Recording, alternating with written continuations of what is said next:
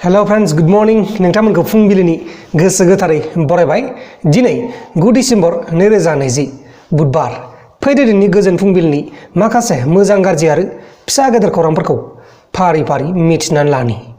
गिबि खौराङा जाबाय राजस्थाननि जोधपुराव सासे मानसिया गावनि बिसिखौ बुथारदों आरो बेनि उनाव बा बुथारखांनायनि उनाव गावनो पुलिस आरो बिसिनि नखराव खबर हरदों जेब्ला पुलिसफोरा जाथायसालियाव मोनफैयो अब्ला बुथारग्रा मानसिया गावनि बिसिनि गोथै सह खाथियाव मबाइल गेमसो गेलेबाय दंमोन होननानै पुलिसफोरा फोरमायदों रुलिं पार्टी आम आदमी पार्टीआ दिल्लीयाव बेरेखा खालामदों होननानै बुंनाय जादों बेनि जाहोनावनो चीफ मिनिस्टार अरविंद केजरीवालआ जिरायग्रा जायगा न'आव एरेस्ट खालामजादों बे समाव बिथाङा सोमावसारनाय आबादारिफोरखौ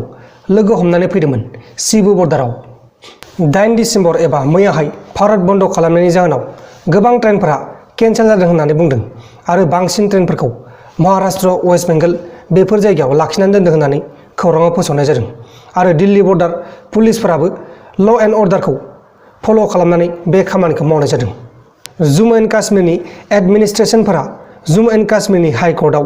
दिनै 9 अक्ट'बर खालि रहिणी केसखौ बोखारनानै डिसेम्बरनि 16 सिम जाफुंसार होनो थाखाय खावलायदों अट'नमास जिल्ला काउन्सिलनि गार' हिल्सनि साख्रि मावग्राफोरा गावसोरनि मोननो गोनां बेथनखौ मोजाङै मोनैनि थाखाय डिसेम्बरनि 14 सिम स्ट्राइक खालामगोन होननानै डिस्ट्रिक्ट काउन्सिलाव सिगिदों गुवाहाटी हाइकर्टआ आबहावा रैखाथिनि थाखाय अइल इन्डिया लिमिटेड आरो ड्रिलिं हाइड्र'कार्बन प्रजेक्टखौ इस्यु खालामदों एबा बेफोर प्रजेक्टखौ मावजानो बाजादों बारग' चिफ मिनिस्टार तरुण गगैनि हांगारखौ दिनै दसे समनि उनाव ब्रह्मपुत्र निमाती घाट जरहाटआव हरनाय जागोन होननानै मिथिनाय जादों सुप्रिम कर्टआ थांनाय समबारखालि रिपाब्लिक टिभिनि चिफ अर्नब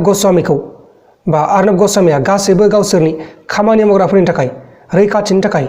एबा पिटिशन फाइल खालामनायखौ नेवसिदों नैथि खोलोबनि बिसायख'थिनि आयेन आब्रुथिखौ बारहोनायनि दायाव क'क्राझार जिल्ला पुलिसआ साथाम आदिबासीनि दैदेनगिरिफोरखौ बिसायख'थि फोसावदिं मेलनिफ्राय पुलिस थानासिम लांनानै सोंनाय फिननाय खालामदों होननानै मिथिहोनाय जादों फैगौ 14 डिसेम्बरनिफ्राय निउ बङाइगावनिफ्राय रङिया जानानै गुवाहाटीसिम स्पेशल ट्रेन खारगोन बे स्पेशल ट्रेनजों जोबोर खम समनि गेजेरावनो दावबायारिफ्रा गुवाहाटीसिम सौफैगोन होननानै मिथिहोनाय जादों मिथिहोनाय बायदिब्ला निउ बङाइगावनिफ्राय फुंबिलिनि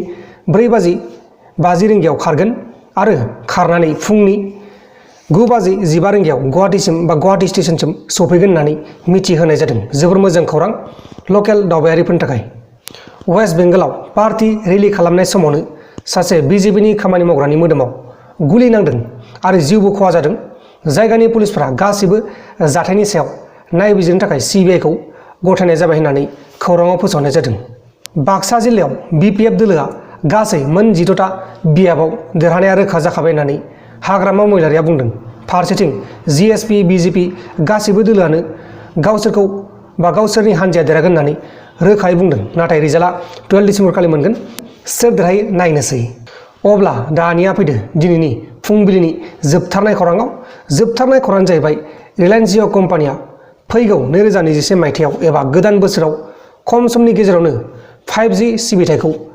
लाबोनाय जासिगोन जोंनि बे भारताव लाबोनाय जासिगोन आरो बे खौरांखौ बिथां मुकेश आम्बानियानो फोरमायथिनानै होदों